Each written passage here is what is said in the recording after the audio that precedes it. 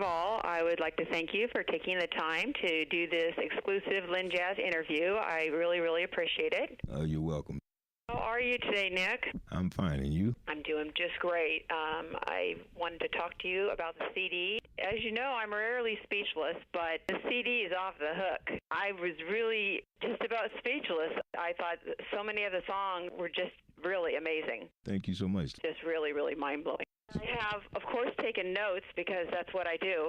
And so I have notes, about each song. First of all, how do you feel this project is different? You've done a lot of CDs, so how do you think this project is different? Well, I think, one of the things is it's a lot more up-tempo. There's a lot more vocal tunes on this project, and I kind of did mostly all the production on this myself. Usually I have other people helping me produce, but most of the CD I produce myself, so that makes a difference in itself. And that's something new. You did more of that this time.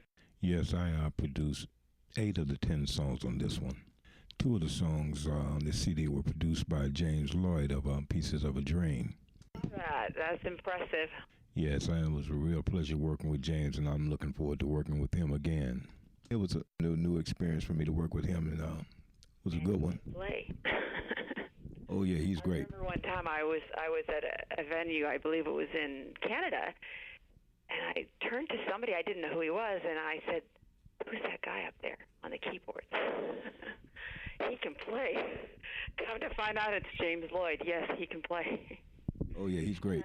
I got the liner notes actually, and I was looking down the credits of who was playing what on each track, and I noticed your name with the organ, and I'm wondering, were you on the B3 or? I played B3, I played clavinet, and I played piano on this record also.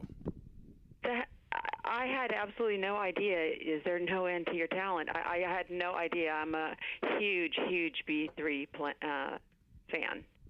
Oh well, I dabble around with a bunch of different instruments. So this particular record has a lot of my things that I do. That way I can keep the feel that I was trying to get to on the record by playing a lot of the instruments myself. So I think we should spend at least a minute talking about the Windy Dance, since we've got a few dance steps going. And how did you choose that song for the single? Because obviously you had a number you could have chosen from, and how did you pick that one? Well, basically, my radio promoter, Dave Coonan, that was his favorite song, and it was one of my favorite songs. And my booking agent, Steve Butler, from the time I first wrote that song, he was like, he loved that song. So I was like, maybe this can be a single. And I also noticed that I believe you and Carol collaborated maybe on the jewel case, on the artwork. I really like the cover of the CD. Well, I'm not going to take any credit for that. That wasn't me. I just approve whatever she sends, and I was like, oh yeah, that's really cool. Well, it fits perfectly, and of course, I had to throw a couple of camels in there. We want to make sure we feel the heat, right? That's right. Oh, we've got to have some. I've been hearing a couple. I've been hearing recently. There's been a little bit of fishing going on. We can't have an interview without talking about fishing, right? Right. I went fishing today. How was that last fishing trip? Did you catch anything? No, I didn't catch anything today. I was out there today, but water's kind of cold. But they'll wait for me. Yeah, you mentioned that there are, you did a lot of work on lyrics. I noticed that was definitely surfacing on this whole CD. And there's one thing that I've always felt about your work, and that is that you put it out there. Those lyrics are heartfelt, and you were really fearless. Well, I just, I say what's on my mind and in my heart, Yeah, you've got that. I think that's part of the Nick Colionne draw, is that you are very real. You've got that it factor, which is kind of untouchable maybe a little, but then you've got that real guy factor, and you touched on, kind of what it's like to be on the road, being on tour, I believe. Heard one of the songs?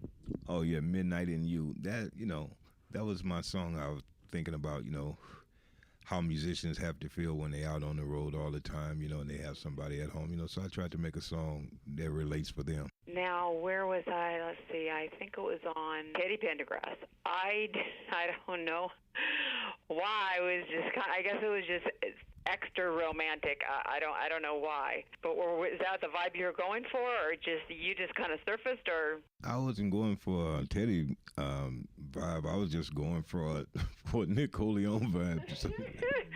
I don't know. It just kind of sparked some kind of a memory. I have listened to his music, and I do listen to his music. And what else do I need to ask you? Most importantly, I guess we should tell how we can get the music. We know that it's going to be released on July 5th.